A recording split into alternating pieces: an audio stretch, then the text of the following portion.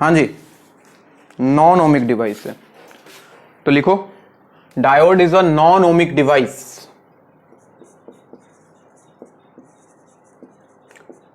अबे जो Ohm's law को फॉलो करे, ओमिक मतलब जो ओम्स लॉ को फॉलो करे। ओम्स लॉ मतलब V equal to I R, I equal to 1/R into V. Graph याद करो इसका, I और V में अगर ओमिक डिवाइस का ग्राफ बनाया जाए तो एक स्ट्रेट लाइन मिलता है पासिंग थ्रू ओरिजिन थीटा। तो अगर इसका स्लोप निकालोगे तो टेन थीटा, ये y equal to m x ही तो है, y equal to m x, तो tan theta equal to m, m का वैल्यू 1/R। तो ये होता है ओमिक डिवाइस जिसमें आप करंट इलेक्ट्रिसिटी में पढ़ते हो, वो सारी चीजें हैं। नॉन ओमिक डिवाइस डायोड होता है क्योंकि इसका आईवी कैरेक्टरिस्टिक्स याद करो बच्चों, बनाया था इसका आईवी कैरेक्टरिस्टिक्स, V है, इधर I है, याद करो फॉरवर्ड बायस में कुछ ऐसे जाता था, ऐसे चला जाता था, यहां तक इसको नी वोल्टेज बोलते थे। तो ये स्ट्रेट लाइन थोड़ी ना है, ये तो कर्व है ना, तो ये ओम्स लॉ को फॉलो नहीं करता है। तो बोलेगा कोई कि सर इसमें रेजिस्टेंस निकालेंगे कैसे, तो यहाँ पे जो रेजिस्टेंस आता है that is dynamic resistance, dynamic resistance बोलते हैं उसको, RD, RD। और निकालते कैसे हैं, delta V by delta I. R generally होता है R equal to V by I, यहाँ पे V बाई आई। यहाँ पे अगर देखो तो किसी इंस्टेंट पे नहीं निकालते, उसके लिए हम लोग जैसे यहाँ V है, यहाँ पे मान लो V प्लस DV है, उसके कॉरस्पॉन्डिंग यहाँ पे I है, यहाँ पे I प्लस DI है। तो RD जो होता है बच्चों डेल्टा V बाई डेल्टा आई ऐसे बोल सकते हो, या फिर स्मॉल चेंज है तो DV बाई DI। तो आप एक लाइन लिख लो कि diode is a non ohmic device, और बाकी ये कहानी जो बोर्ड पे है वो लिख लो, नोट करो।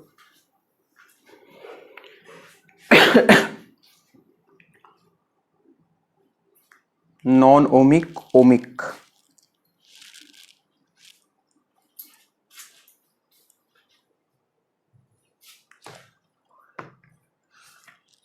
एक होता है बच्चों जीनर डायोड, नाम सुना है? Zener diode. जीनर डायोड में क्या होता है, कुछ नहीं होता है, डायोड ही है नॉर्मल, लेकिन थोड़ा स्पेशल वेराइटी का है जिसको हम लोग रिवर्स बायस में ज्यादा यूज करते हैं। बहुत सारा एप्लीकेशन है जीनर डायोड का। और अगर रिवर्स बायस में यूज करेंगे तो वोल्टेज स्टेबलाइजर के रूप में यूज करते हैं उसको, वोल्टेज को स्टेबलाइज रखने के लिए। अचानक से वोल्टेज बहुत ज्यादा अप डाउन हो जाए तो वोल्टेज को मेंटेन रखता है, कांस्टेंट वोल्टेज को। और बाकी अगर फॉरवर्ड बायस में यूज करें तो बिल्कुल नॉर्मल डायोड के जैसा काम करता है। इसको लिखने के बाद अगला हेडिंग वही लगाने वाले हो आप, जेनर डायोड।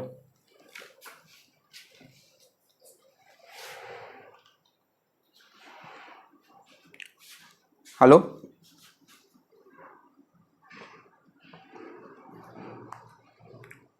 लिखो हेडिंग लगाओ जेनर डायोड।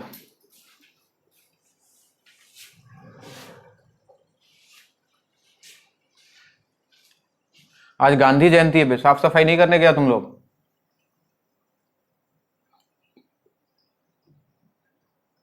बापू का बर्थडे था आज, साफ सुथरा कम से कम नहा तो लेता।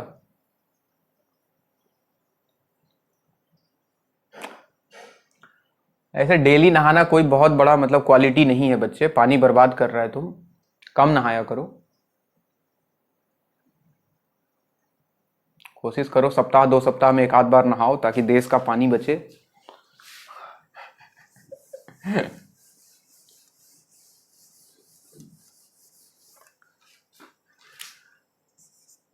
हाँ वही तो, जेनर डायोड, ZD। हाँ वेरिएबल है ना बच्चे, ये इसलिए बोलते हैं, नाम है बस उसका।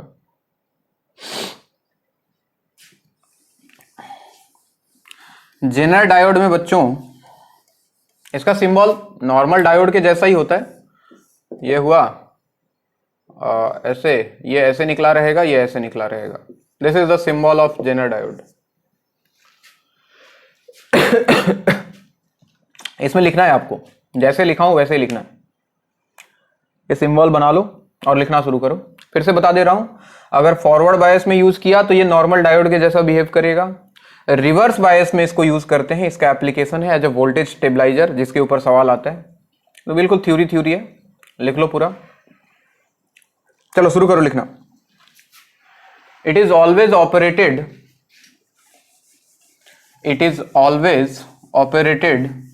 in reverse bias.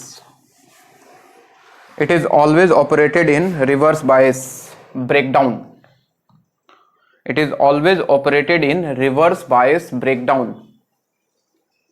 It is always operated in reverse biased breakdown. Full stop. Full stop. आगे लिखो। It is a heavily doped. It is a heavily doped. It is a heavily doped p-n junction. It is a heavily doped p-n junction. p-n junction which acts like a normal diode. Which acts like a normal diode. Which acts like a normal diode when operated in forward biased. Which acts like a normal diode when operated in forward biased. When operated in forward biased. है क्या बोल रहा है?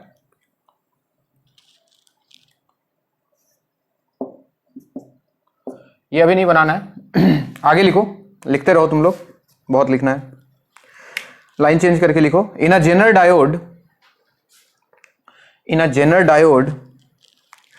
even at very high current, in a Zener diode even at very high current, the voltage across the diode, even at very high current, the voltage across the diode remains constant. At very high current, the voltage across the diode remains constant.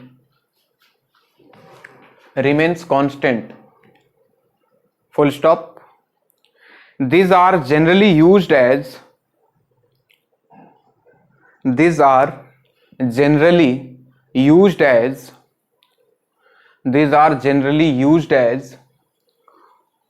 voltage regulators or stabilizers. These are generally used as voltage regulators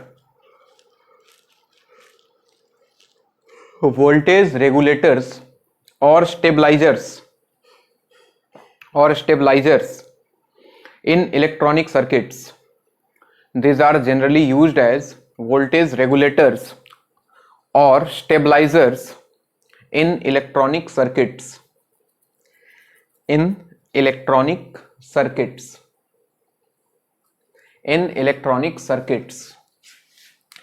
next यही है, Zener diode as a voltage stabiliser. Heading लगा लो।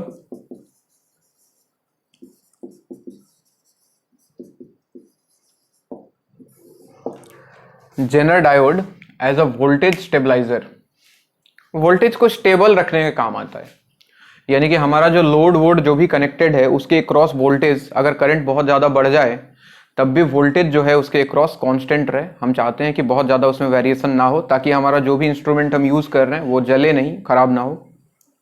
सो it is used as voltage stabiliser. ये लिख लिया, heading लगा लिया। चलो इसमें लिखो, a Zener diode is operated in reverse biased. A Zener diode is operated in reverse biased, RB लिख सकते हो शॉर्ट में। A Zener diode is operated in reverse biased and is used as the voltage stabilizer.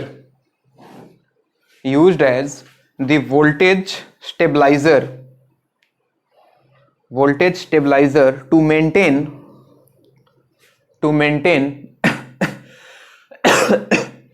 a constant DC output, to maintain a constant DC output across the load, to maintain a constant DC output across the load in spite of the variations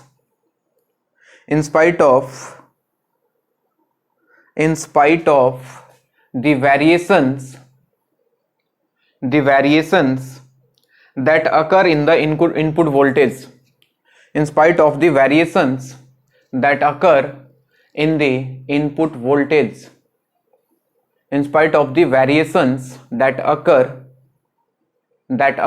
in the input voltage, in spite of the variations that occur in the input voltage.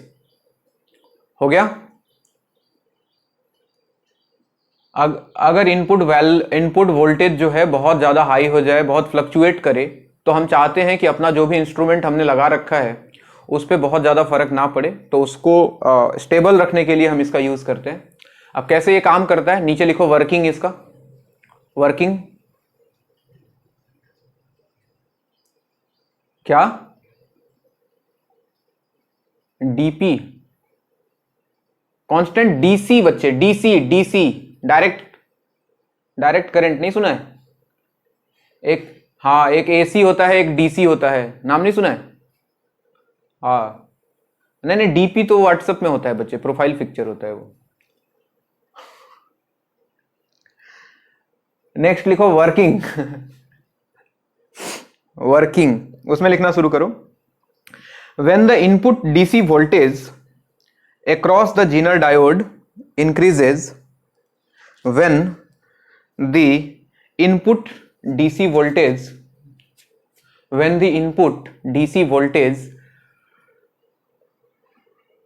across the Zener diode increases beyond a certain limit, when the input DC voltage across the Zener diode increases beyond a certain limit, then breakdown occurs.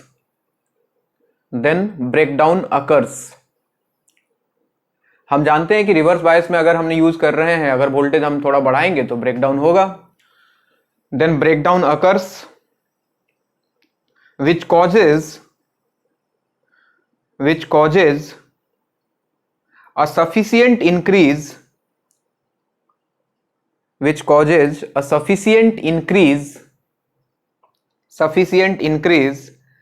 in the voltage drop, which causes a sufficient increase in the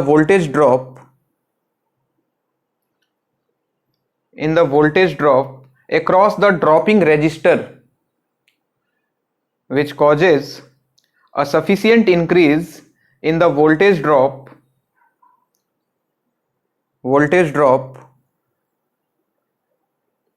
across the dropping resistor.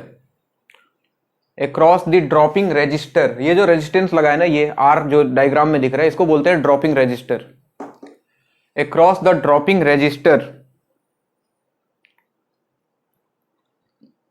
नहीं resistance ही है और कुछ नहीं है, कुछ अलग नहीं है. ड्रॉपिंग रेजिस्टर, इसका नाम है dropping resistor, full stop.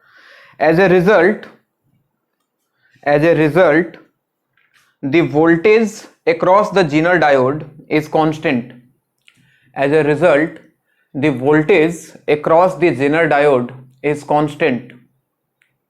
As a result, the voltage across the Zener diode is constant. And the output voltage lowers back to the normal. Output voltage lowers back to the normal.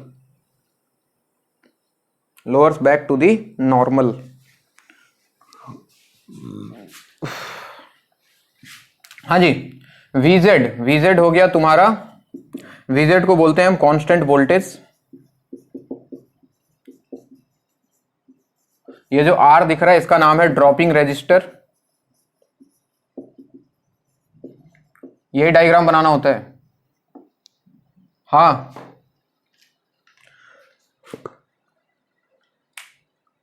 Output voltage lowers back to normal, output voltage lowers back to normal. हो गया, लिख लिया सबने? देखो ये कहानी है बच्चों, ऐसा सर्किट होता है इसका। ये अपना लोड है, लोड मतलब अपना कोई भी इंस्ट्रूमेंट, लोड का मतलब होता है इंस्ट्रूमेंट अपना कोई जो भी हमने लगा रखा है। हम चाहते हैं कि इसके क्रॉस वोल्टेज का फ्लक्चुएशंस बहुत ज्यादा ना हो, तो हम क्या करते हैं, उसके साथ पैरेलल में एक लगा देते हैं जेनर डायोड, और जेनर डायोड के साथ एक ड्रॉपिंग रजिस्टर लगाते हैं। इसका क्या क्या काम है अभी बताता हूं। This is known as dropping resistor. अब डायोड को रखना है रिवर्स बायस में बच्चों, तो देखो इसका पी टाइप को ऐड किया है निगेटिव के साथ, यहां निगेटिव पोटेंशियल है, और इसके एन टाइप को कनेक्ट कर दिया हमने पॉजिटिव के साथ, तो डायोड आ गया रिवर्स बायस में। अब क्या होता है, मान लो अचानक से बहुत ज्यादा वोल्टेज मिल गया, इनपुट वोल्टेज कुछ फ्लक्चुएशन हुआ, कहीं पे फॉल्ट वगैरह कुछ हुआ होगा, तो वोल्टेज बहुत ज्यादा बढ़ा। अब वोल्टेज बहुत ज्यादा बढ़ गया, हम चाहते हैं कि इसके क्रॉस वोल्टेज हमारा कांस्टेंट रहे, तो क्या होगा, हम जानते हैं कि अगर वोल्टेज बहुत ज्यादा बढ़ा और ये रिवर्स बायस में है तो इसमें होगा ब्रेकडाउन, और ब्रेकडाउन होने के बाद क्या होता है, याद करो, ब्रेकडाउन होने के बाद करंट बहुत बढ़ जाता है, याद आ रहा है? अचानक से ऐसे ऐसे छोटा छोटा करंट मिल रहा था, करंट ब्रेकडाउन जैसे हुआ, ब्रेकडाउन उसके बाद अचानक से करंट बहुत रैपिडली इंक्रीज करता है। तो जैसे ब्रेकडाउन होगा करंट बहुत ज्यादा बढ़ेगा, और करंट बहुत ज्यादा बढ़ेगा तो क्या इसके क्रॉस पोटेंशियल ड्रॉप बहुत ज्यादा हो जाएगा बच्चों? अरे इसके क्रॉस पोटेंशियल ड्रॉप क्या होगा, V इक्वल टू क्या होता है, IR, यही होता है ना। तो अगर करंट का वैल्यू बहुत ज्यादा अचानक से बढ़ जाए तो क्या इसके क्रॉस ड्रॉप बहुत ज्यादा हो जाएगा? तो जितना बहुत ज्यादा वोल्टेज हुआ उसमें से मैक्सिमम ड्रॉप इस रजिस्टर के क्रॉस हो जाता है, और इसके कारण यहां जो अपना जो आउटपुट वोल्टेज है वो ऑलमोस्ट कांस्टेंट रहता है, तो अपना जो भी इंस्ट्रूमेंट है वो जलने वलने से बच जाता है। बस इतनी सी कहानी है और कुछ भी नहीं है। और क्या क्या, हाँ मतलब वो वोल्टेज वहां तक पहुंचने नहीं देता है ये ब्रेकडाउन के कारण। ठीक है, एक लाइन और लिखो इसमें, लाइन चेंज करो। हाँ, रजिस्टर के क्रॉस ड्रॉप हमने ज्यादा करवा दिया ना, ठीक है, तो उसके क्रॉस ऑलमोस्ट पहले जितना था ऑलमोस्ट उतना ही रहता है। एक लाइन और लिखो इसमें, ब्रेकडाउन इसी ने करवाया ना, वोल्टेज ज्यादा बढ़ा तो इसमें ब्रेकडाउन हुआ जिसके कारण करंट बढ़ा, और करंट बढ़ा तो इसके कारण ड्रॉप बढ़ा इसके क्रॉस। ठीक है, क्या क्या, VZ कांस्टेंट वोल्टेज, ये आगे लिखो, बना लो चलो।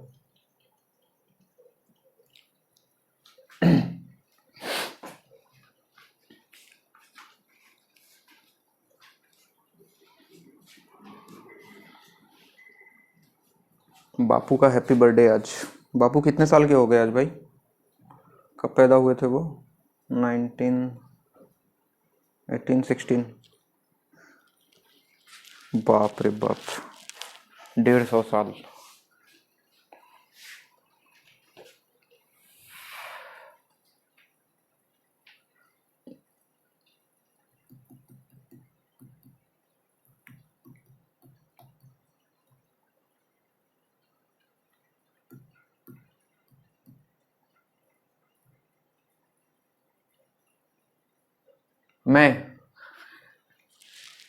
मैं सोचा हूं आज नहाऊंगा।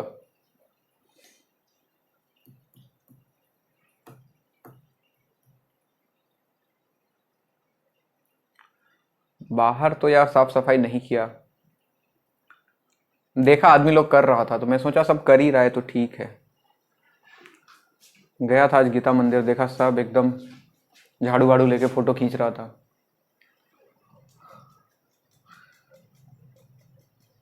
हाँ जी, लिखें, in order to have a good regulation, और एक कंडीशन है इसमें वो भी लिख लो, in order to have a good regulation, in order to have a good regulation, the value of series resistance, the value of series resistance, the value of series resistance should be such that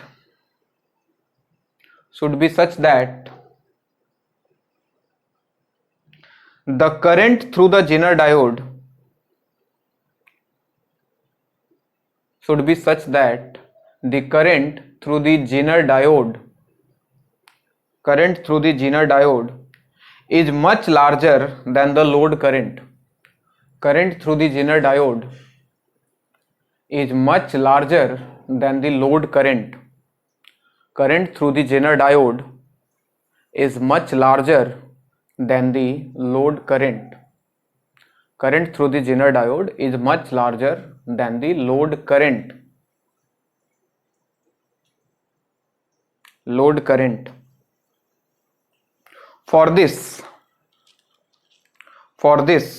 we select the Zener current. For this we select the Zener current to be 5 times the load current. एक और condition है ये बच्चों, Zener current should be 5 times the load current, यानी कि इसके cross जो current pass करना चाहिए वो इसके क्रॉस वो जो पास होने वाला करंट है उसका 5 टाइम्स होना चाहिए, यानी कि मैक्सिमम करंट हम चाहते हैं कि इसके क्रॉस से पास कर जाए.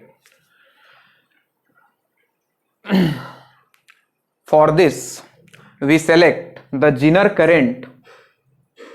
For this we select the Zener current to be 5 times the load current.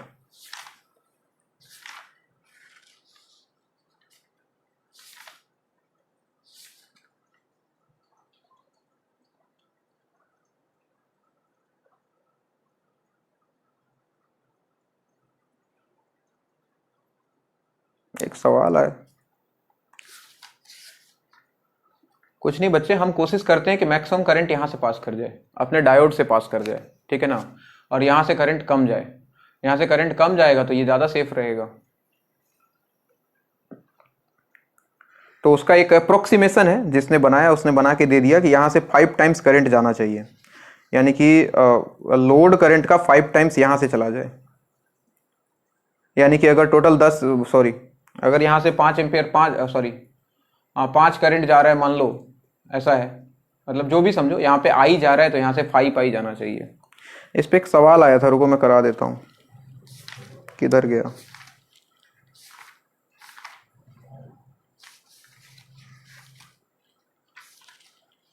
लिखो तो, एक क्वेश्चन लिखो. In a Zener regulated power supply, in a Zener regulated power supply, in a Zener regulated power supply, a Zener diode with VZ equal to a Zener diode with VZ equal to 6 volt is used for regulations. Zener diode with VZ equal to 6 volt is used for regulations.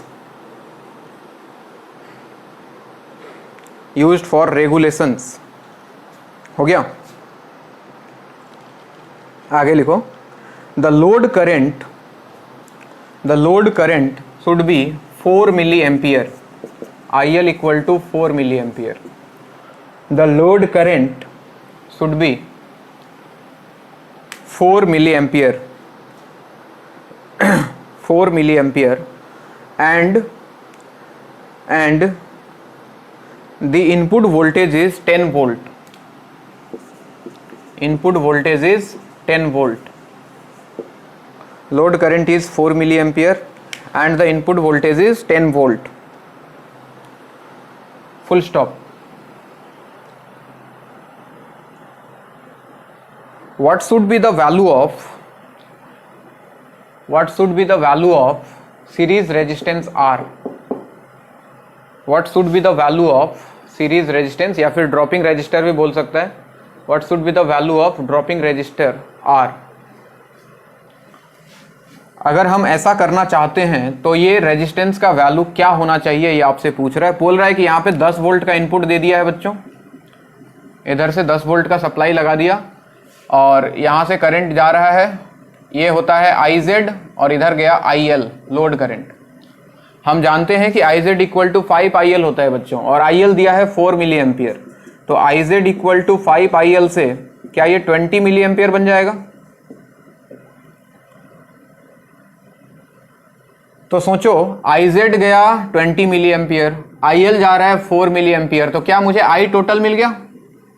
यहां से जो I total है, total current गया कितना? फिर I कितना होगा? IZ plus IL.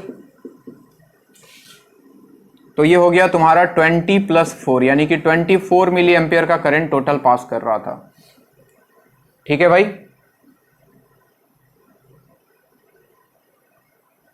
अरे बोलो ना, ठीक है क्या? तो यहां से 24 का करंट गया, ठीक है, और इसके क्रॉस ड्रॉप कितना होना चाहिए? VR, ड्रॉप अक्रॉस R कितना होना चाहिए? टोटल हमने 10 वोल्ट का सप्लाई दिया और यहां पे हमको वोल्टेज कितना रखना है? 6 वोल्ट. ये बोल दिया कि VZ का वैल्यू 6 है, तो इधर अगर 6 हुआ तो बचा इसके अक्रॉस कितना? 4.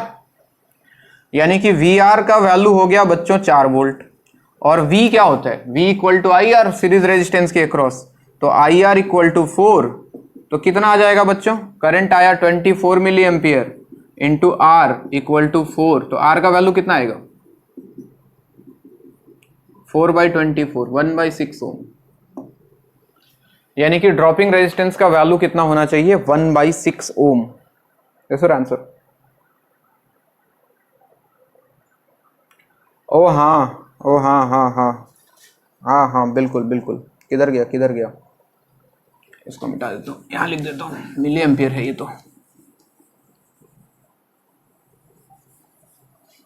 हाँ जी, तो R का वैल्यू हो जाएगा 4 डिवाइडेड बाई 24 एम्पियर होना चाहिए था, तो इंटू 10 टू द पावर -3. तो 4 से गया 6, R कितना आएगा? 1000 डिवाइडेड बाई 6 ओम. हाँ जी बिल्कुल, एम्पियर में कन्वर्ट करना होगा, नोट करें. एक ही सर्किट है, इस तरह के सवाल दिख सकते हैं और भी. हालांकि सवाल कम आता है, थ्योरी ज्यादा पूछता है इससे.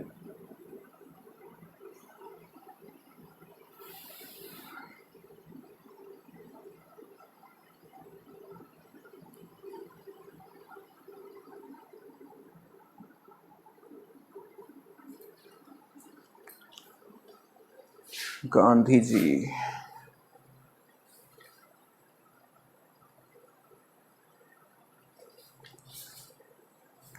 इसका नेक्स्ट यूज हम लोग पढ़ेंगे अभी. रेक्टिफायर्स नाम तुमने सुना होगा.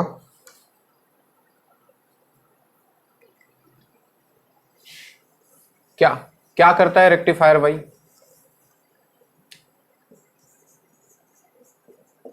तुम लोग एसी तो नहीं पढ़े हो ना अभी? AC alternating current. हालांकि लॉजिकली सबसे पहले हाँ एसी पढ़ना चाहिए था तुमको, उसके बाद ये पढ़ना चाहिए था, क्योंकि एसी वाले सारे एक्सप्रेशन में यूज करने वाला हूँ. खैर कोई बात नहीं, ऐसा कुछ खास नहीं है. एसी क्या होता है बच्चों? बाई डायरेक्शनल होता है. तुमने सुना होगा एसी अल्टरनेटिंग करंट जो होता है वो फ्लक्चुएट करता है, पॉजिटिव निगेटिव. पता है क्या तुम लोग को? ये हमारे घरों में जो सप्लाई आ रहा है वो एसी है कि डीसी है? एसी है. ये फ्लक्चुएट करता है, ठीक है ना. एक बार पॉजिटिव डायरेक्शन में, एक बार निगेटिव डायरेक्शन में, पॉजिटिव निगेटिव, ऐसे. तो फिर ऐसा लगता है जैसे कि ये बल्ब जलता बुझता दिखाई देना चाहिए था हमको लॉजिकली. जल रहा है बुझ रहा है, लेकिन ऐसा दिखता नहीं है, क्योंकि वो जो फ्लक्चुएशंस होता है वो बहुत फास्ट होता है बच्चे, वो इतना फास्ट होता है कि हमारी आंखें जो है उसको डिफ्रेंशिएट कर नहीं पाती हैं, इसलिए हमको ये कंटिन्यूअस जलता हुआ दिखाई देता है। हाँ हाँ, ऐसा ही कुछ होता है, इसलिए हमको पता नहीं लगता है। तो लॉजिकली ये एसी है। हम चाहते हैं अगर यूनिडायरेक्शनल हो जाए, ये फ्लक्चुएशंस बंद हो जाए, तो हम यूज करते हैं बच्चों रेक्टिफायर्स का। एक डिवाइस है रेक्टिफायर्स जिसके अंदर डायोड लगा होता है। तो उसका काम यही है, निगेटिव वाले साइकिल को भी वो पॉजिटिव कर देता है, या फिर पॉजिटिव वाले को, जो भी हो। दो तरह के रेक्टिफायर होते हैं, एक हाफ वेव एक फुल वेव। हाफ वेव में क्या करता है, आधा साइकिल को सिर्फ वो लेता है। फुल वेव में क्या करता है, पॉजिटिव निगेटिव दोनों को वो एक डायरेक्शन में कर देता है। तो लिखो, एक लाइन लिखो सबसे पहले रेक्टिफायर्स में। A rectifier is a device, a rectifier is a device which is used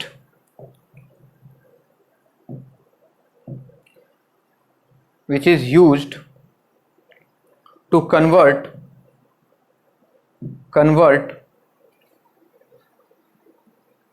alternating current or voltage, which is used to convert alternating current or voltage into unidirectional current or voltage, which is used to convert alternating current or voltage into unidirectional current or voltage, unidirectional current or voltage। उसमें सबसे पहला है बच्चों half wave rectifier.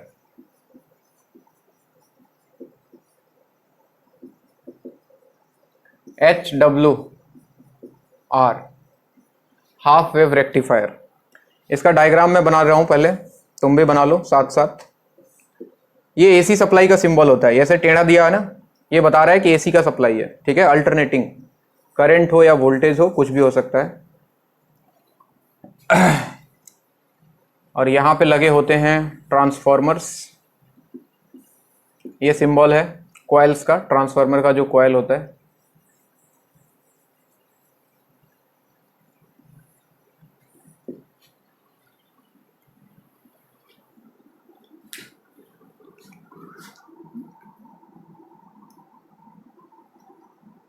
ठीक हुआ? अच्छा, ये क्या शो करता है बच्चों? What is this? ट्रांसफॉर्मर तो है म्यूचुअल इंडक्शन।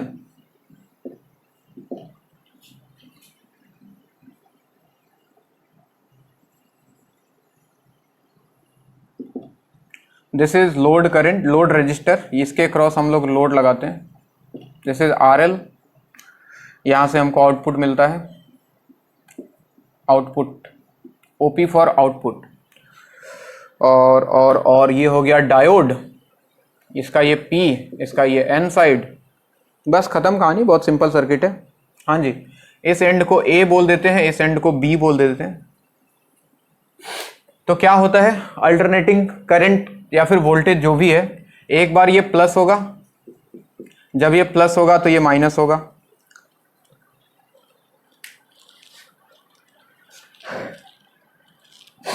एक डायरेक्शन की बात करें, अगर पॉजिटिव साइकिल की बात करें, तो एक बार ये प्लस ये माइनस, उसके बाद जब अगले साइकिल में जाएंगे तो इधर माइनस हो जाएगा, फिर इधर प्लस हो जाएगा, फिर इधर प्लस होगा, इधर माइनस होगा, ऐसे चलता रहता है। Plus minus plus minus plus minus, एक बार पॉजिटिव एक बार निगेटिव, एक बार पॉजिटिव एक बार निगेटिव। तो रेक्टिफायर करता क्या है बेसिकली, अगर इसका ग्राफ बनाए, ग्राफ इंपॉर्टेंट है।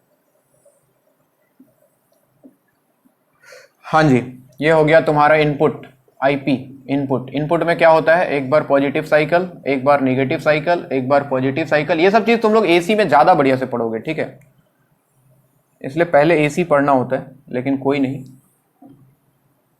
ये हो गया आउटपुट।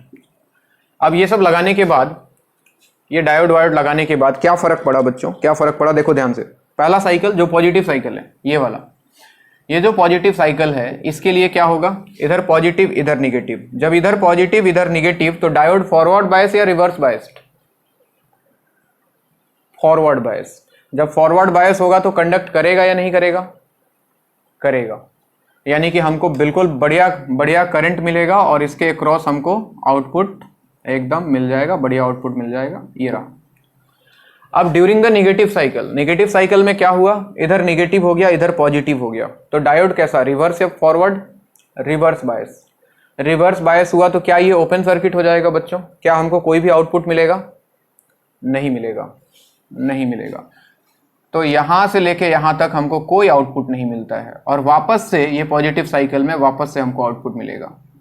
तो ऐसे ही कहानी चलता रहता है, इसीलिए इसको बोलते हैं हाफ वेव रेक्टिफायर, यानी कि आधा ही मिलता है हमको।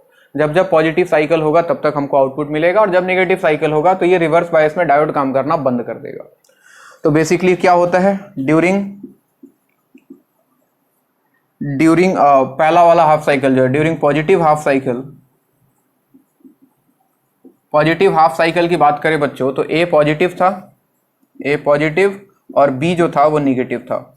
यानी कि जो डायोड है, diode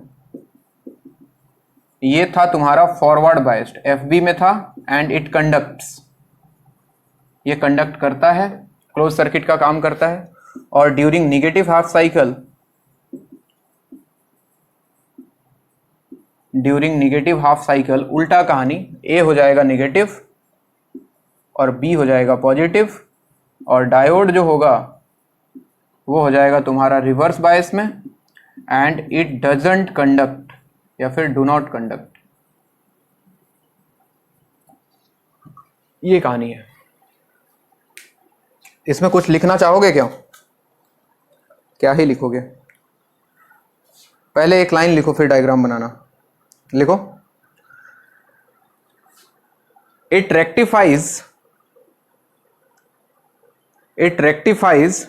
half wave, it rectifies half wave,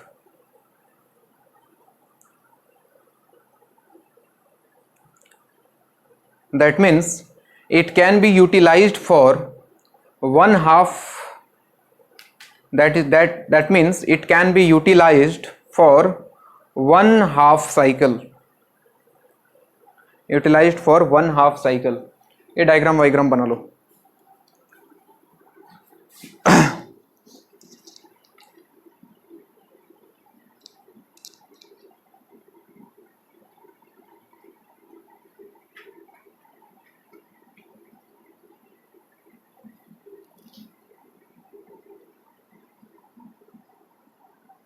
क्या 15 तारीख से सुना है, क्या खुलेगा क्या स्कूल कोचिंग वगैरह, नया कुछ नोटिस सुन रहा हूँ। खुलने से अच्छा तो होगा।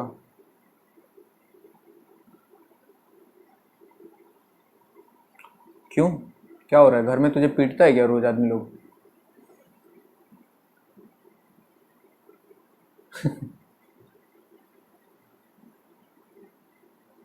अरे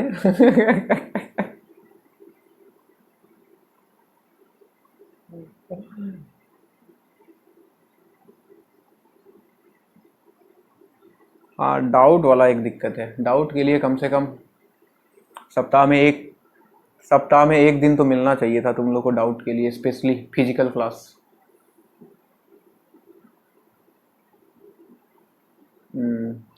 कोई नहीं, 15 के बाद अगर अलाउ करेगा तो तुम लोग आ जाना, सप्ताह में एक दिन के लिए कम से कम आ जाना, डाउट वाउट लेके अपना। हाँ, मेरे घर में आने का कंडीशन है, डब्बा भर के लाना होगा खाने पीने का सामान, फिर कोई दिक्कत नहीं है। 10-15 लेग पीस ले आओ, मैं आराम से डाउट बताऊंगा बैठ के।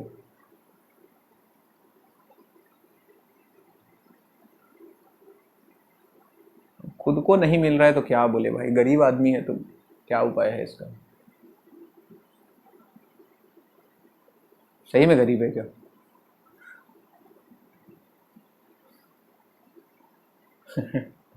मतलब अमीर है तू।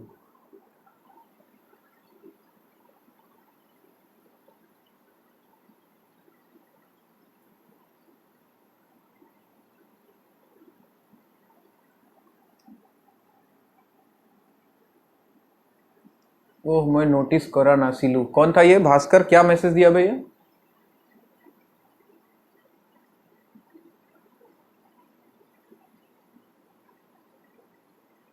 अच्छा, कितना गया, उसको बोलो चला गया भाई। चलो दूसरा बनाते हैं, full wave rectifier.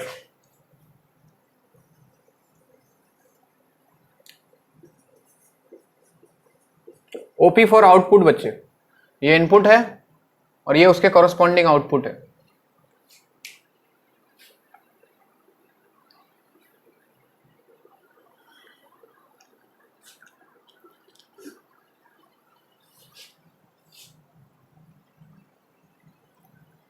It conducts, और दूसरे वाले में डू नॉट कंडक्ट्स।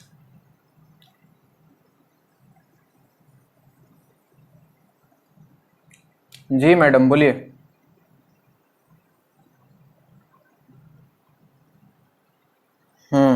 आता तो है, अचानक से ये सवाल क्यों पूछ रही है? हाँ आजकल आता है, काम चल जाता है। सीखने के लिए बहुत मेहनत किया मैंने एसएमएस सीखने के लिए यार। आदमी लोग पत्ता ही नहीं देता था पहले एसएमएस नहीं आने से। ऐसा होता है ना?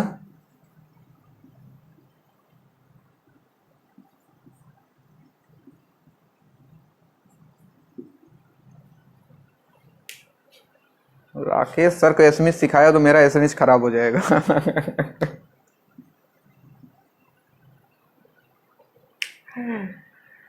हाँ जी, फुल वेव रेक्टिफायर का ये डायग्राम होता है। अच्छा यहाँ पे ये लाइन बना लेना बच्चे, म्यूचुअल इंडक्शन का सिंबल होता है ये।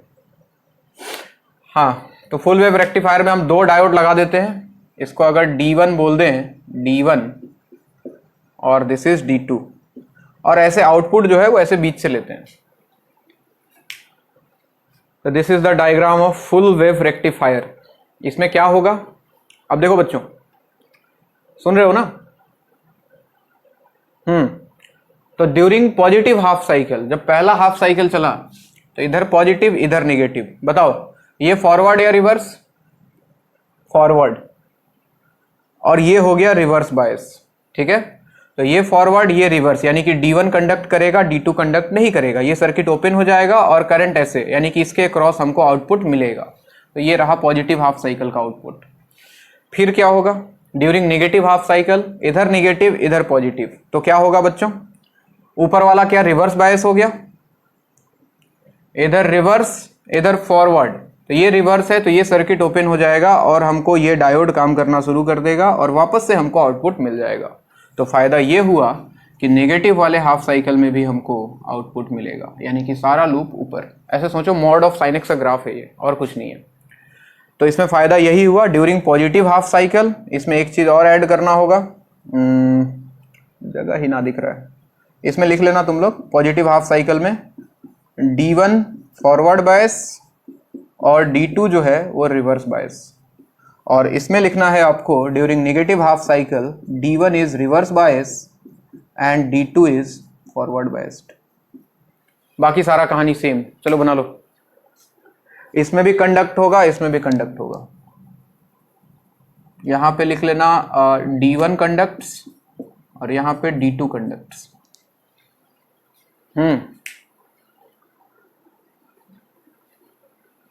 हाँ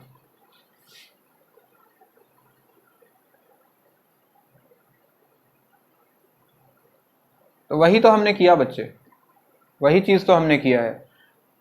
हाँ तो इसको हमने बीच में लाया ना, ठीक है? अगर यहाँ पे रेजिस्टेंस लगाएंगे, ये सर्किट ओपन हो जाए, तो इसके क्रॉस हमको आउटपुट नहीं मिलेगा ना। हमको सर्किट भी तो कंप्लीट करना है बच्चे, वरना करंट पास कैसे करेगा? अब मान लो ये कंडक्ट कर रहा है, ये रजिस्टर हमने यहाँ पे लगा के रखा है और ये हो गया फॉर रिवर्स बायस, तो ये सर्किट खुल गया, तो क्या करंट पास करेगा? इसके क्रॉस कोई आउटपुट हमको मिल पाएगा क्या? नहीं मिल पाएगा। ठीक है, तो सर्किट पूरा करना है, इसलिए हमने आउटपुट बीच से लिया है। इस बार बना लो वापस से कहानी।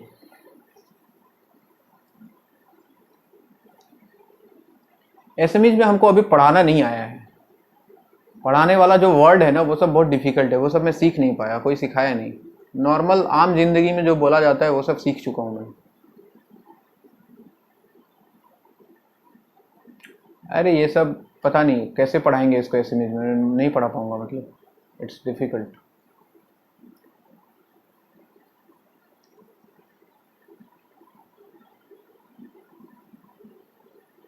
जेतिया फॉरवर्ड बायस होबो, D1 कंडक्ट करिबो, D2 नो करे, ऐसे ऐसे बोलना पड़ेगा।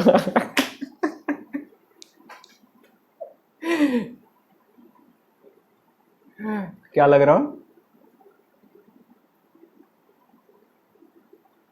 कैरी मिनाटी कहाँ से आ गया अभी बीच में? हाँ उसका मजा लिया था ना, कुछ कुछ मैसेज भेज के सब उसको। सर्वानंदा क्या क्या उसको मैसेज भेजा था, बेचारा पढ़ दिया मैसेज पूरा वो। फिर दोबारा बोलता है अब नहीं पढ़ूंगा मैं। मुझे पता लगा मैंने चीफ मिनिस्टर को गाली दे दिया।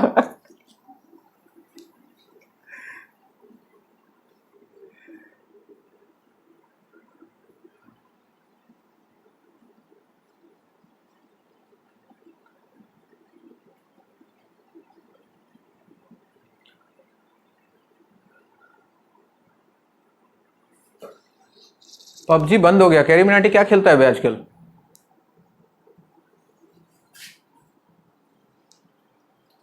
ये क्या नया गेम है क्या?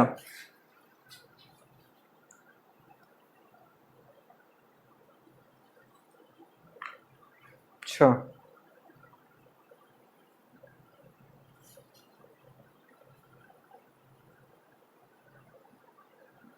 क्या चलने लगा पबजी? अच्छा COC या COD ना, call of duty, clash of clans.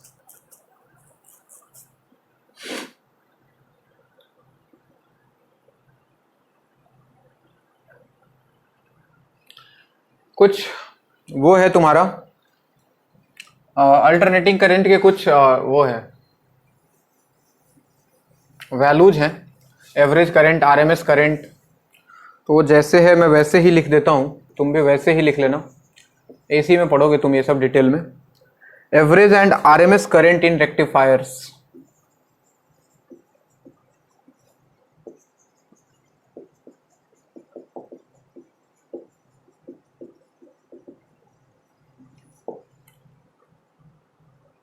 RMS मतलब रूट मीन स्क्वायर, पता है ना?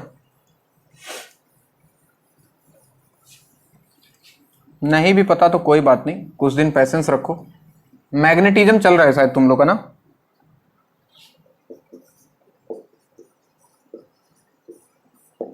ओ हाँ, ड्रॉपर का तो नहीं चल रहा है, ड्रॉपर का तो अभी इलेक्ट्रोस्टेट स्टार्ट हुआ है शायद।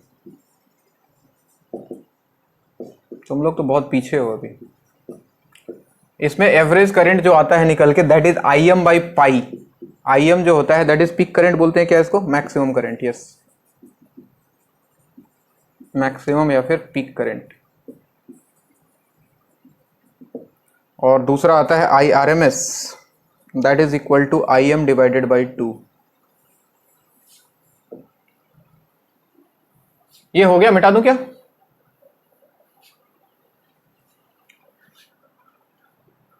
IRMS का बात कर रहे हो? वो full wave rectifier, full wave rectifier में होता है बच्चे, IM by root 2।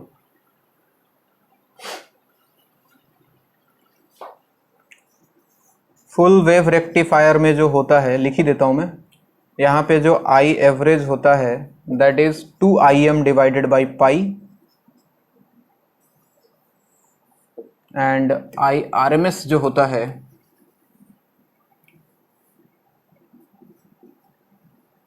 That is IM by root 2।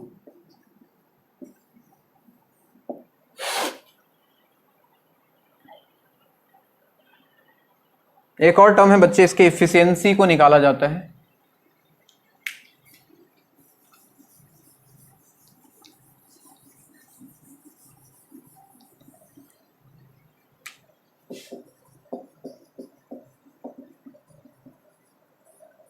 Efficiency rectifiers में, जैसे मान लो इधर AC सिंपल AC सप्लाई था, इसके साथ हमने एक रेक्टिफायर को कनेक्ट कर दिया, ये रेक्टिफायर है, और उसके बाद हमने इधर से आउटपुट लिया,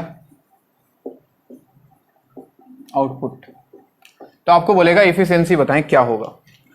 ये RL है, लोड रेजिस्टेंस, और इसका जो रेजिस्टेंस है RD मान लो, आरडी बोलते हैं क्या इसको, आरडी, हाँ, डायोड रेजिस्टेंस।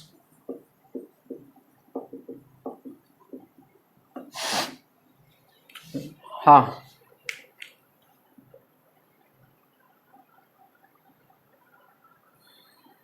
क्या हुआ, भूल गया, मिल गया, अच्छा।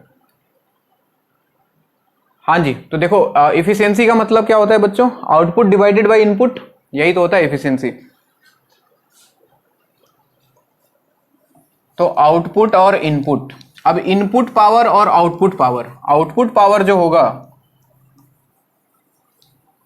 आउटपुट पावर, हाँ चलो लिख लो तुम पहले,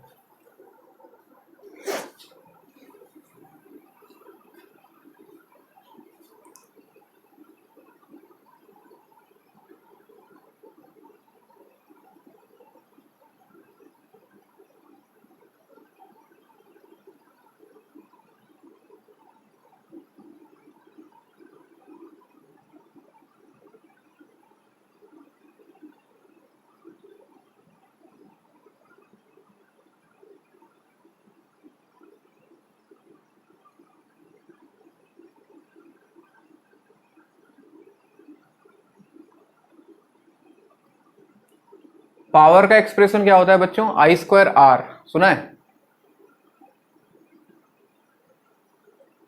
वही यूज करने वाले हैं, I square R, output power divide by input power. इसमें एक चीज होता है, हाँ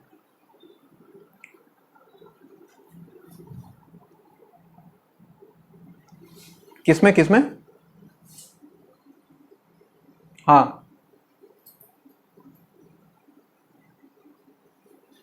अरे सर्किट बंद हो जाएगा ना बच्चे,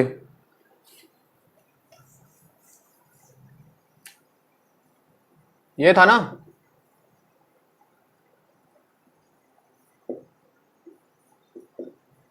तुम बोल रहे हो कि यहां पे आउटपुट ले लें, हाँ अरे यहां पे कैसे ले सकते हैं, तुम सोचो अगर ये फॉरवर्ड बायस हुआ और ये रिवर्स बायस्ड हो गया पॉजिटिव हाफ साइकिल में, तो रिवर्स बायस का मतलब क्या, ये सर्किट ओपन नहीं हो गया, सर्किट ओपन हो गया तो करंट पास ही नहीं करेगा ना, करंट पास ही नहीं होगा तो फिर आउटपुट कैसे मिलेगा तुमको, सर्किट कंप्लीट होना पड़ेगा ना, इसलिए तो हम बीच से ले रहे थे, समझे, ताकि अगर ये रिवर्स बायस हो भी जाए तब भी करंट इसमें पास कर जाए और हमको इसके क्रॉस आउटपुट मिल जाए, समझ आया। चलो भाई, अब एक इसमें चीज जो है देखा गया, जो इनपुट पावर होता है, power input, input that is directly proportional to I square R M S, और जो पावर आउटपुट होता है बच्चों that is directly proportional to I square average, यानी कि आउटपुट पावर जो कैलकुलेट किया जाता है उसमें एवरेज करंट को यूज किया जाता है, और इनपुट पावर को जो यूज किया जाता है, यानी कि इनपुट पावर जो कैलकुलेट करते हैं उसमें हम लोग रूट मीन स्क्वायर करंट को यूज करते हैं। अब P होता है बच्चों आई स्क्वायर आर, यानी कि पावर इनपुट की अगर बात करें तो I square R M S into resistance. तो जब इनपुट पावर की बात कर रहे हो तो दो रेजिस्टेंस है तुम्हारे पास, एक डायोड का भी रेजिस्टेंस है और एक लोड रेजिस्टेंस भी है, तो यहां पे आएगा बच्चों are D plus R L. और जब आउटपुट पावर की बात कर रहे हो, आउटपुट पावर मतलब इसके क्रॉस हम सिर्फ देख रहे हैं, तो ये हो जाएगा तुम्हारा I square average multiplied by R L load resistance. तो अगर हम इफिशियंसी निकालने जाएं, इफिशियंसी होता है power output divided by power input.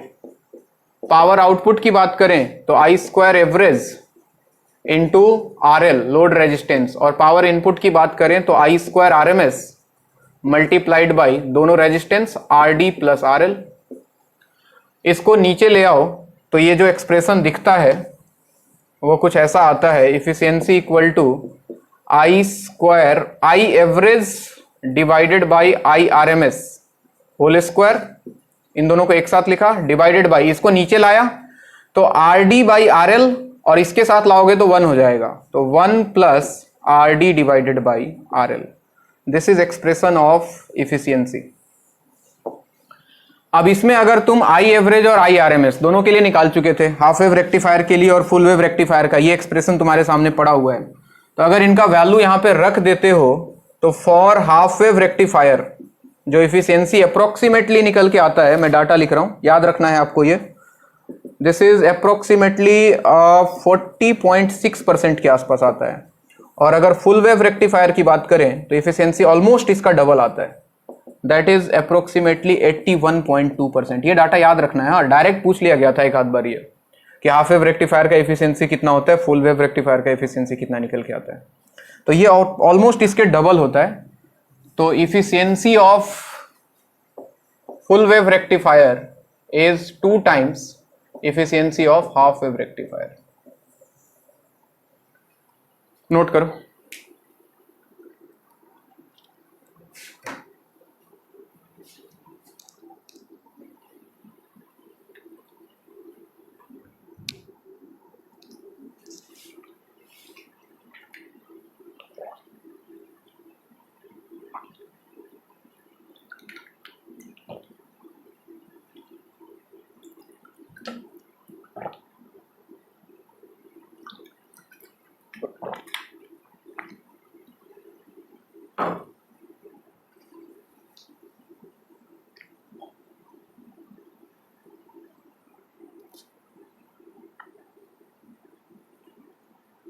अरे ड्रॉपर वालों, नीट में कितना कितना नंबर आया तुम लोग का?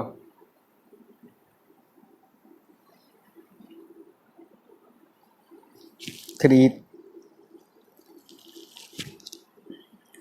हाँ, मतलब ऑफिशियल आंसर की तो आ ही गया शायद।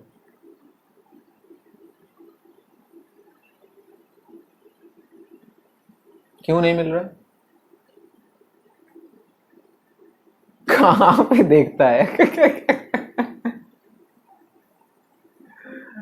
नंबर थोड़ी देता है। नंबर देता है क्या? नहीं देता है नंबर। परसेंटाइल ही परसेंटाइल ही देता है आजकल, परसेंटाइल और रैंक।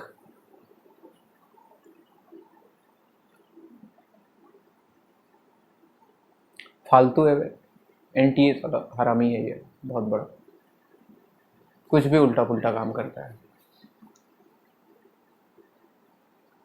हाँ भाई, बकवास रूल है, पता नहीं चेंज क्यों नहीं कर रहा है यार। मैं भी फ्रस्ट्रेट हो गया हूँ एनटीए के इस रूल से। कुछ भी उल्टा पुल्टा फॉर्मूला लगा के निकाल देता है। इतना रैंडमनेस है, समझ में नहीं आता ये क्या यूज कर रहा है।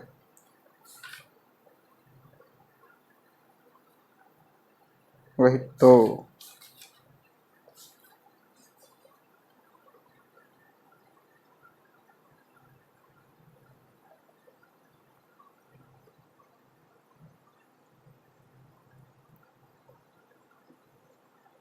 क्या क्या?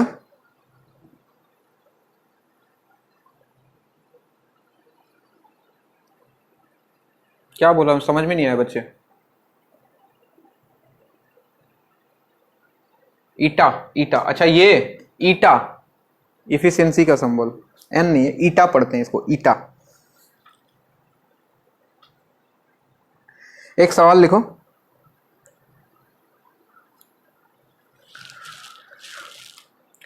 The forward bias resistance of a P N junction is 10 ohm. The forward bias resistance, the forward bias resistance of a PN junction is 10 ohm। यानी कि RD दिया हुआ है बच्चों तुमको, डायोड का resistance 10 ohm and knee voltage is 0.7 volt। Diode का नी voltage दे दिया 0.7 वोल्ट। नी वोल्टेज याद है ना, इसको ओवरकम करना पड़ता था, यानी कि नेट वोल्टेज जो होगा वो इनपुट वोल्टेज में से इसको सब्ट्रैक्ट करके मिलेगा। Knee voltage is 0.7 volt. First line था the forward bias resistance of a P N junction diode is 10 ohm. हो गया। and knee voltage is 0.7 volt। knee voltage is 0.7 volt। Knee voltage बच्चे, knee घुटना, full stop. The diode is connected across of 500 ohm load resistance, RL दिया है 500 ohm. The diode is connected across a 500 ohm load resistance, 500 ohm load resistance and an AC supply of peak voltage यानी कि VM, maximum voltage दिया हुआ है 20 volt, and an AC supply of peak voltage 20 volt, AC supply of peak voltage या फिर maximum voltage 20 volt, full stop. Find the peak current through the diode, find the peak current through the diode and peak voltage across the load, find the peak current through the diode and peak voltage across the load, peak voltage across the load। लिख लिए भाई?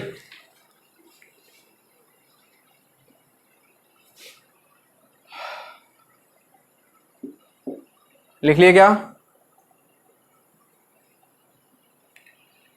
तो ये बच्चों maximum voltage था, peak voltage 20 volt, लेकिन नी voltage 0.7 volt दिया है, तो नेट वोल्टेज उसको कितना मिलेगा? वी नेट मैक्सिमम जो मिलेगा क्या 20 माइनस 0.7 यानी कि 19.3 वोल्ट, ये होगा उसका पीक वोल्टेज अभी, क्योंकि इतना तो खा जाएगा नी वोल्टेज में। आपको निकालना है मैक्सिमम करंट, पूछा है क्या? हाँ, peak current and peak voltage across the load. हाँ, क्या बोला बच्चे? अरे याद करो यार, बताया तो था, नी वोल्टेज उसको ओवरकम करना पड़ता है, अंदर एक फिक्टिशियस बैटरी बन जाता था जिसको बैरियर पोटेंशियल बोलते थे, याद है? वही तो है ये, यानी कि सप्लाई हमको 20 वोल्ट का मिल रहा है लेकिन 0.7 ओवरकम करने में चला जाएगा, तो अपने को नेट कितना मिलेगा? 19.3 मिलेगा।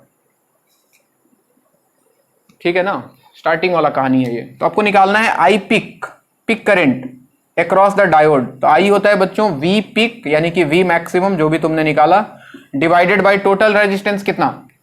टोटल रेजिस्टेंस हो गया RD प्लस RL, तो कितना आ जाएगा? वी नेट हो गया बच्चों 19.3 डिवाइडेड बाई डायोड रेजिस्टेंस है 10 प्लस RL है 500, यानी कि 19.3 डिवाइडेड बाई 510 एम्पियर। इतना मैक्सिमम करंट मिलेगा हमको सप्लाई से, इतना मैक्सिमम मिल सकता है। और दूसरा चीज पूछा कि V peak across the load, load के अक्रॉस, तो हम जानते हैं वी होता है IR, R की जगह RL, तो मैक्सिमम करंट ये पास कर रहा है, रेजिस्टेंस लोड का दिया हुआ है, तो 19.3 divide by 510 into load resistance is 500, इतना वोल्ट मिल सकता है मैक्सिमम। तो बहुत सिंपल एक्सप्रेशन है, इसमें कुछ ऐसा सवाल बनता नहीं है, सब पुराने चीजें हैं, V इक्वल टू IR, ये सब पीक एवरेज RMS का जो मेनली सवाल बनेगा बच्चों AC में, अल्टरनेटिंग करंट में पढ़ोगे इसका कहानी क्या हो रहा है एक्चुअली में। यहाँ पे ऐसे छोटे मोटे सवाल बन सकते हैं जिसमें बहुत ज्यादा दिमाग लगाने की जरूरत नहीं है।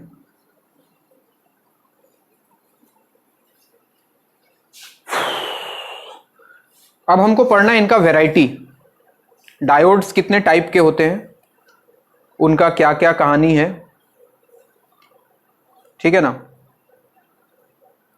तो नेक्स्ट आप हेडिंग लगा सकते हो टाइप्स ऑफ डायोड।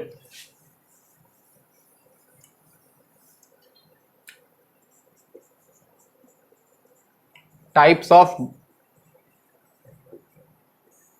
क्या क्या? नहीं बच्चे, वो नहीं चाहिए।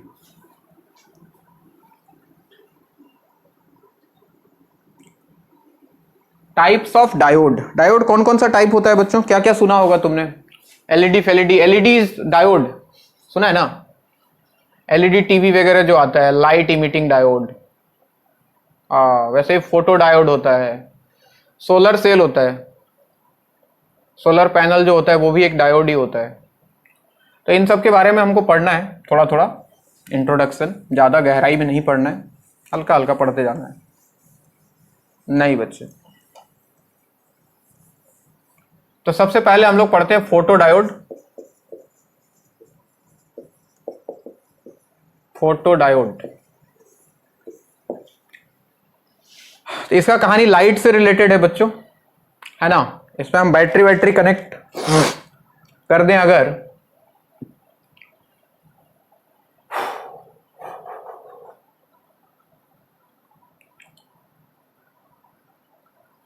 Photo diode, light sensitive diode भी बोलते हैं, कोई कोई इसको बोलता है light sensitive diode, LSD। LSD का कुछ और मतलब मन ना समझे। इसका सिंबल कुछ ऐसा होता है, ऐसा, ऐसे इसको डब्बे में बंद कर दिया जाता है और ऐसे इसमें क्या, लाइट। वही कहानी है। अरे वो फोटोन वोटोन का कहानी जो तुम लोग पढ़ते हो ना एटॉमिक स्ट्रक्चर में, फोटोन आया, H न्यू एनर्जी लेके आया, इलेक्ट्रॉन को निकाला, सेम कहानी यहाँ पे बच्चे। लाइट रे आया फोटोन के साथ, फोटोन आया, एनर्जी लेके आया, इलेक्ट्रॉन्स को निकाला और वो इलेक्ट्रॉन घूमना शुरू कर दिया सर्किट में। इसको सर्किट से कनेक्ट कर दो।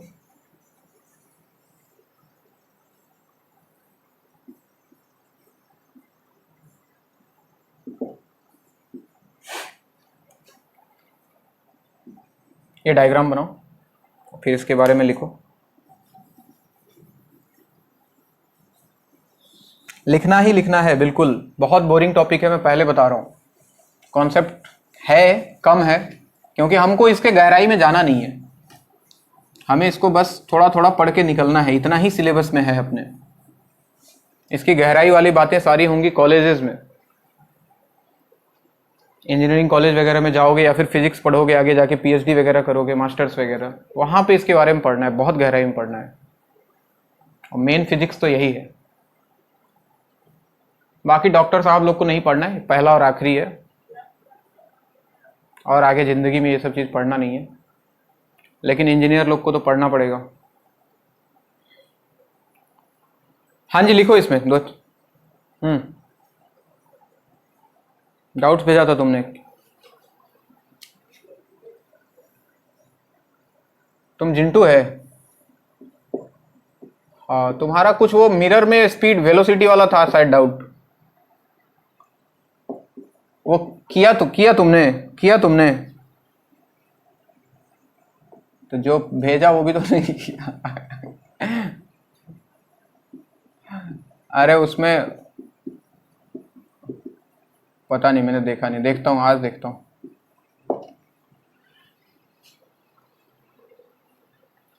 अच्छा ठीक है, तो ऐसा कहानी है बच्चे। ये डायोड है, ये ऐसे ऐसे, इसको ऐसे बना लो, PN जंक्शन है ये, ठीक है।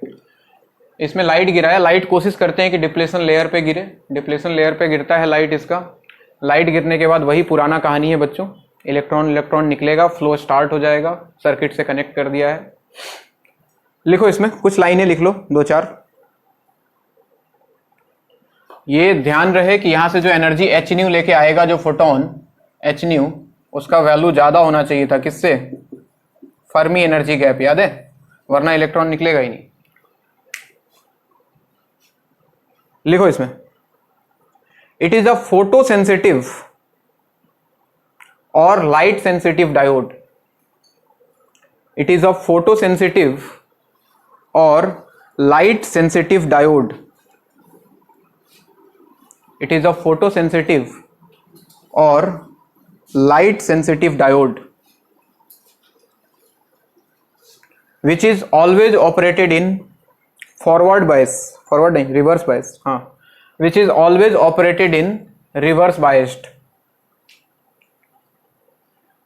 It is a photosensitive or light sensitive diode which is always operated in reverse biased condition, which is always operated in reverse biased condition,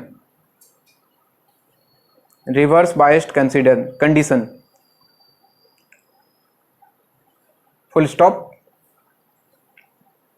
the incident light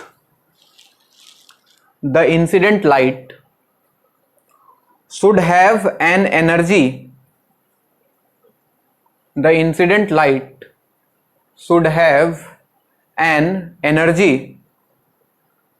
greater than the forbidden energy gap, या फिर जिसको हम Fermi energy gap बोला करते थे. The incident light should have an energy greater than the forbidden energy gap.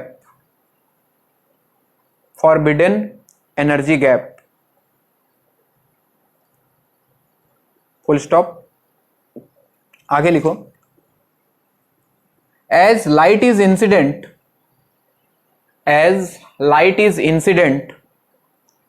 on the depletion layer,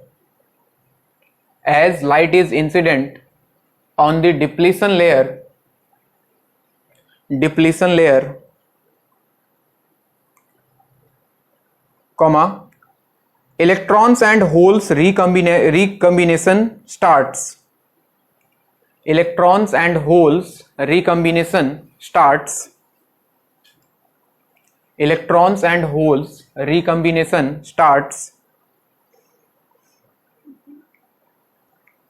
And then the current suddenly increases.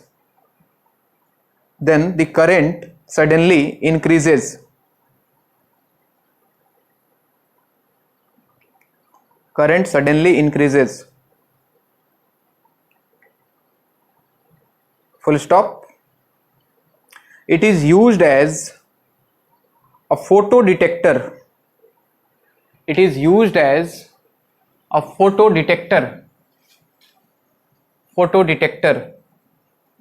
To detect optical signals.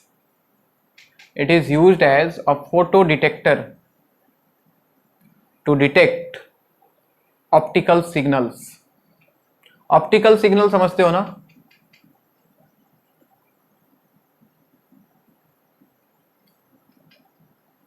Optical signal मतलब बच्चे light से signal भेजा जाता है, ठीक है ना. जैसे अपने खुफिया एजेंसी जितना भी होता है, रॉ, आईबी वगैरह होता है. मान लो पाकिस्तान में कोई है तो उसको सिग्नल भेजना है तो कॉल करके तो बताएगा नहीं ना, वो तो ट्रेस हो जाता है. तो ये सब वहां पे यूज किया जाता है ऑप्टिकल सिग्नल. कौन सा वेवलेंथ का लाइट इसमें डाला, ठीक है, वहां पे उसको वही वेवलेंथ का लाइट अगर वो यूज करेगा तो उसको वो सिग्नल समझ में आ जाएगा कि यहाँ से क्या बोलना चाह रहा है. तो वो सारी खुफिया बातें हैं, वो सब उसमें इसका यूज होता है. और एक होता है बच्चे इसका आईवी कैरेक्टरिस्टिक्स. ये भी इंपॉर्टेंट है, डायग्राम बनाना पड़ता है, ग्राफ इसका. कैरेक्टरिस्टिक्स, इधर आई इधर वी.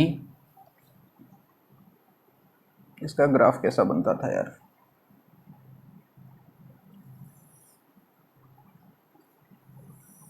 ऐसा कुछ.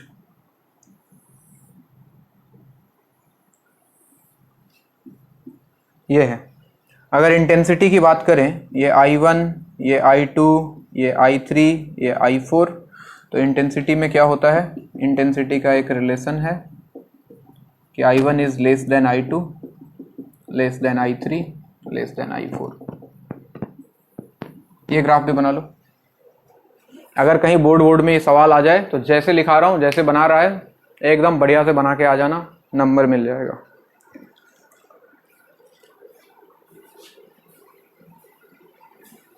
आता ही है, इस पे खूब सवाल आता है. जितना डेरिवेशन, जितना मैं तुम लोग को लिखा रहा हूँ, उसमें से मान के चलो कि 10-12 नंबर का सवाल कम से कम आने वाला है.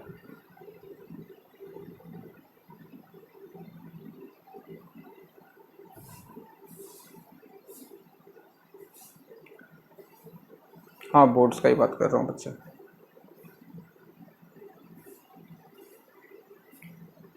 Next is LED, light emitting diode. इसके आगे का कहानी बच्चों नेक्स्ट क्लास में पढ़ेंगे. आज के लिए इतना ही. एक और क्लास है ना. अभी कितना टाइम हो गया? 12:30 हो गया क्या? 12:18, 1 बजे से है ना नेक्स्ट क्लास.